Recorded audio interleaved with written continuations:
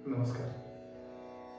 सजेति सिंदूर वदनो देवो यत्पाद पंकज स्मरणम वासल मणिदेवतवसां राशीन नाशेति विघ्नानां. गुरुर्ब्रह्मा गुरुर्विष्णु गुरुर्देवो महेश्वरः गुरुः साक्षात् परब्रह्म तस्मै श्री गुरुवे नमः. अवधूत चिंतन श्री गुरुदेव दत्त श्री गणेशाय नमः. विघ्नहर्त्या गजाननाला नमस्कार करून आपण सर्व दत्तभक्तांना, त्याचप्रमाणे गुरुचरित्राच्या वाचकांना, गुरुचरित्राची उपासना करणाऱ्यांना, सर्व साधक भक्तांना माझा नमस्कार. या प्रवचन मालेमध्ये आपण गुरुचरित्र या प्रासादिक ग्रंथाचा विचार चिंतन करत आहोत. कालच्या भागामध्ये आपण गुरुचरित्राच्या दुसऱ्या अध्यायातील गुरूंचं महात्म्य बघितलं. ब्रह्मवैवर्त पुराणातील ब्रह्मदेव आणि कलियुग यांचा संवाद काल आपण बघितला. वेदधर्म आणि संदीपकांचं चरित्र आपण बघितलं. गुरु कसे कृपा करतात, समर्थ सद्गुरूंची कृपा झाली की काय होतं, या सर्वांचा विचार आपण कालच्या भागामध्ये केला. आणि आज आपण गुरुचरित्राच्या तिसऱ्या अध्यायामध्ये प्रवेश करतो. नामधारकांची आणि सिद्धांची भेट झाली. नामधारकांचा हात सिद्धाने पकडला आणि ते आपल्या स्वस्थानी त्याला घेऊन गेले. तिथे गेल्यानंतर एक वटवृक्षाखाली सिद्ध आसनस्थ झाले.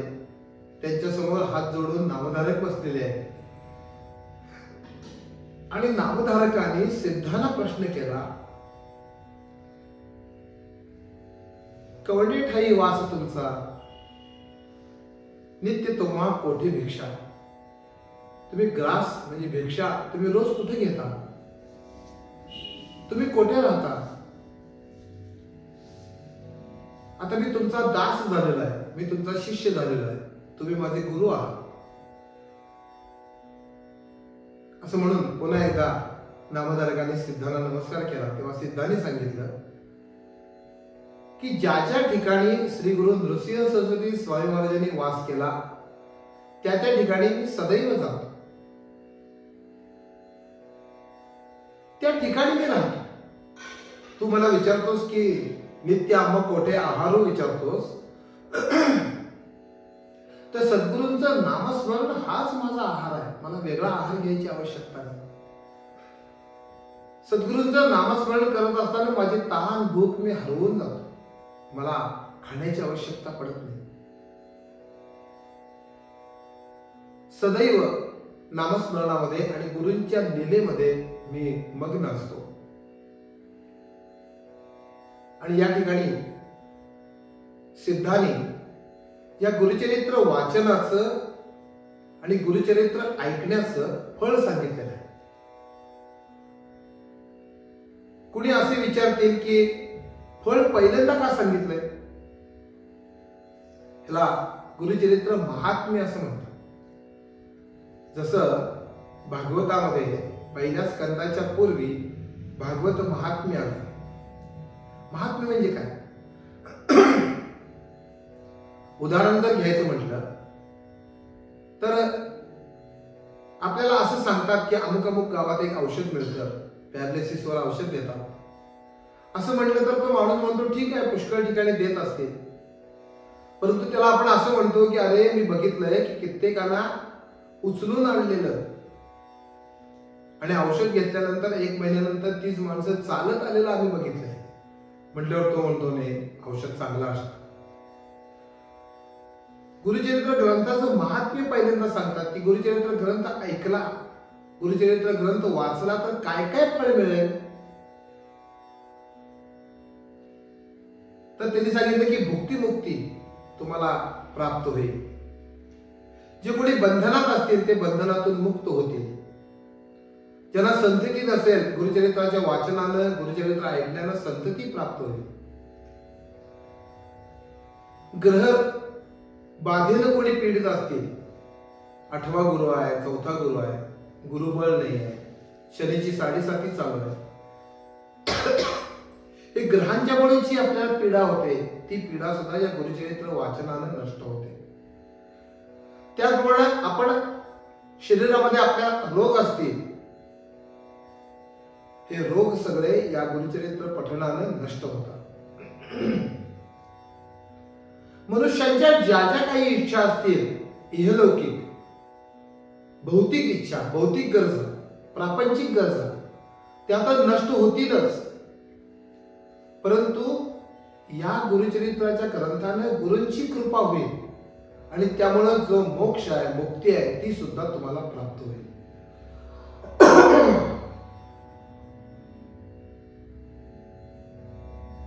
तेव्हा आता नामधारक सांगतात की हे गुरुजी, मला गुरुचरित्र ऐकावं अशी इच्छा आहे, तेव्हा मला गुरुचरित्र तुम्ही सांगा. या कानानं गुरूंचं महात्म्य ऐकावं अशी माझी इच्छा आहे. आणि नामधारक सांगतात, अंधकारोनी असता रजनी सूर्योदया परी करी. थोडासा विचार करूया. ज्याप्रमाणे रात्री अंधार असतो आणि सूर्योदय झाल्यानंतर तो अंधार पूर्णतः नष्ट होतो, तसं तुम्ही करा. म्हणजे काय करा? आम्ही अज्ञानाच्या अंधकारात आहोत आणि ज्ञानाचा सूर्य उगवू दे. आणि त्या ज्ञानाच्या सूर्यानं काय होऊ दे, तर हा जो अंधार आहे अज्ञानाचा, हा अज्ञानाचा अंधकार नष्ट होऊ दे. सूर्योदया परीकरी. सूर्योदय झाल्यानंतर तो अंधार रात्रीचा नष्ट होतो, सगळीकडे प्रकाश पडतो. त्याप्रमाणे हा आमचा अज्ञानाचा जो अंधकार आहे, तो अंधकार नष्ट होऊन गुरूंच्या कृपेचा सूर्योदय आमच्या जीवनामध्ये व्हावा, अशी कृपा तुम्ही माझ्यावर करा.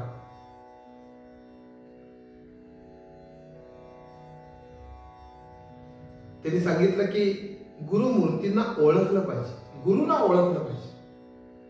मग गुरुंना कसं ओळखायचं?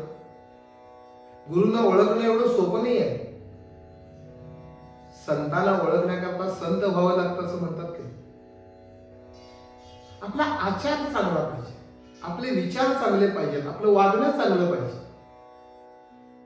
परमार्थ मार्गावर जेव्हा आपण पाऊल टाकतो तेव्हा त्या पद्धतीचं जर आपलं वागणं, बोलणं, आपला आचार असेल, आणि एवढा आचार असून भागणार नाही, तर सिद्ध सांगतात नामधारकांना की दृढ भक्ती पाहिजे गुरुचरणाजवळ.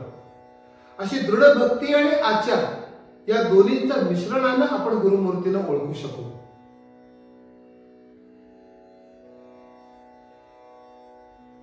आपल्या परमहंस परिव्राजकाचार्य श्रीमद वासुदेवानंद सरस्वती स्वामी महाराजांनी गुरुस्तुतीमध्ये एक श्लोक सांगितला. जे दृश्य ते रूप नसे जयाचे, दृश्यात राही अविकारी ज्याचे, स्वरूप तोची अविनाशी अर्थ, तो पूर्ण आनंद गुरु समर्थ.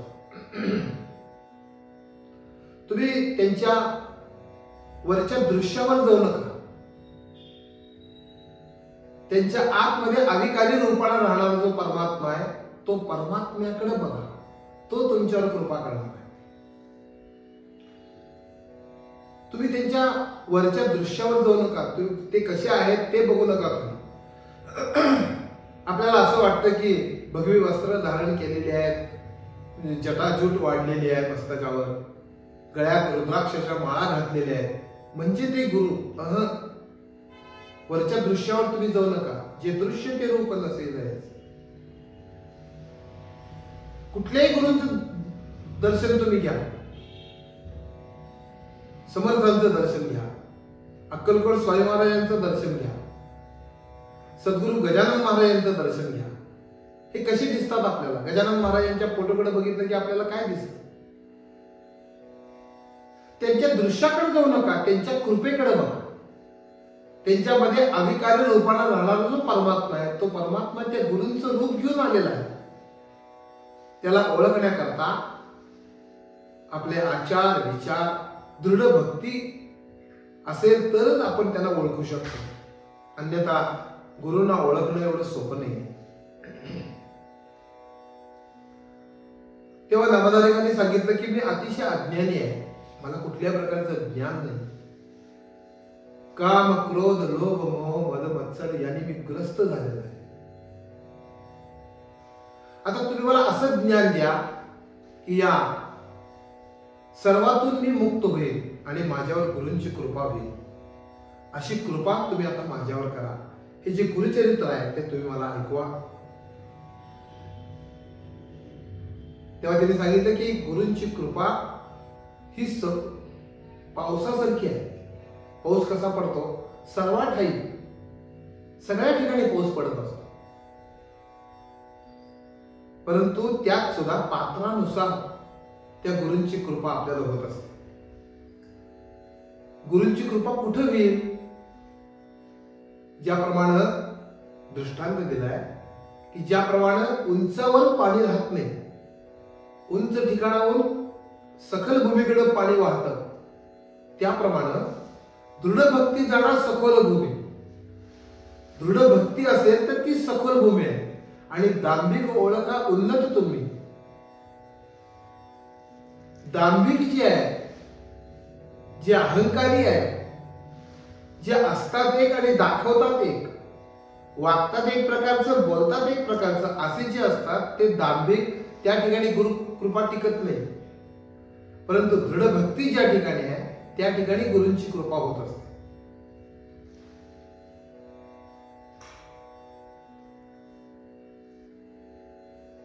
नामधारकाला सिद्ध सांगता की गुरुला कोणाची उपमा द्यावी?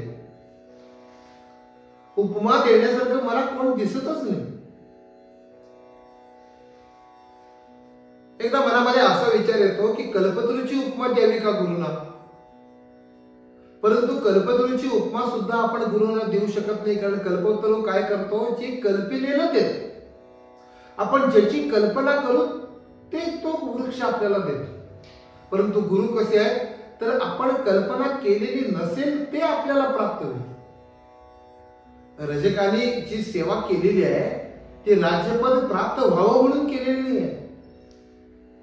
त्यांच्या सेवेनं अतिशय संतुष्ट होऊन त्यांना राज्यपदावर गुरुनी विराजमान केलेलं आहे.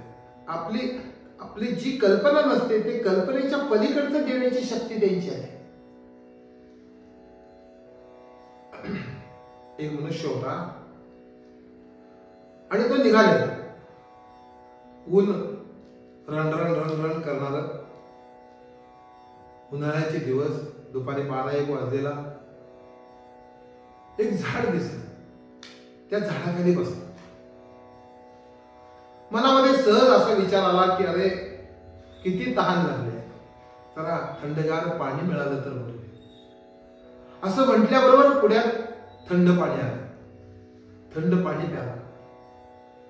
असं वाटलं की आता पाणी पिले परंतु भूक पण लागली आहे, जर काहीतरी चांगलं खायला मिळालं तर बरं. लगेच पंचपक्वान्नाचं ताट जेवण केलं. जेवण केल्यावर असं वाटलं की आता झोप आली आहे, जरा एखादं हंतरून पाघरून असेल तर बरं होईल. की लगेच पलंग आला, गादी आली, उशा आल्या, चादर आली. असं होता होता होता तो कल्पतरूच्या वृक्षाखाली बसलेला. त्याला माहित नाही आपण कल्पवृक्षाच्या तळाशी बसलोय, कल्पवृक्षाच्या छायेखाली बसलोय. त्याच्या मनात असं आलं की अरे हे आपल्या आपण कसं काय व्हायला लागलंय? भूत भीत काय आहे असं वाटल्यावर समोर भूत आलं. त्याच्या मनामध्ये आल्यावर भूत समोर आले, आता त्याने मला खाऊन टाकलं तर त्या भूताने याला खाऊन टाकलं. संपला दृष्टांत एवढाच आहे. जी कल्पना त्या वृक्षाखाली बसून आपण करू ते तो कल्पवृक्ष आपल्याला प्राप्त करून देतो. संत काय करतात? गुरु काय करतात? तर आपण जी कल्पना करू शकत नाही त्या आपल्या कल्पनेच्या पलीकडचं ते आपल्याला प्राप्त करून देतात. इहलौकिक या संसारातल्या समस्यांच्यावर तर ते उत्तर देतीलच, परंतु या संसाराच्या पलीकडे जे असणारा, आपल्या कल्पनेच्या पलीकडे असणारा जो मोक्ष आहे, ज्याला मुक्ती म्हणतात, परमेश्वर प्राप्ती म्हणतात, ती परमेश्वर प्राप्ती सुद्धा ते गुरु आपल्या शिष्याला करून देतात.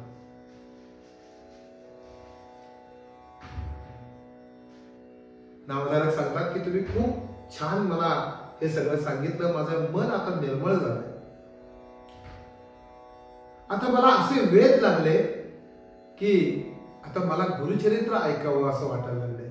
गुरुचरित्र ऐकण्याबद्दलची तळमळ माझ्या मनात निर्माण झाली आणि त्यांनी अशी प्रार्थना केल्याबरोबर सिद्धांनी गुरुचरित्र कथासार सांगण्यास प्रारंभ केलाय.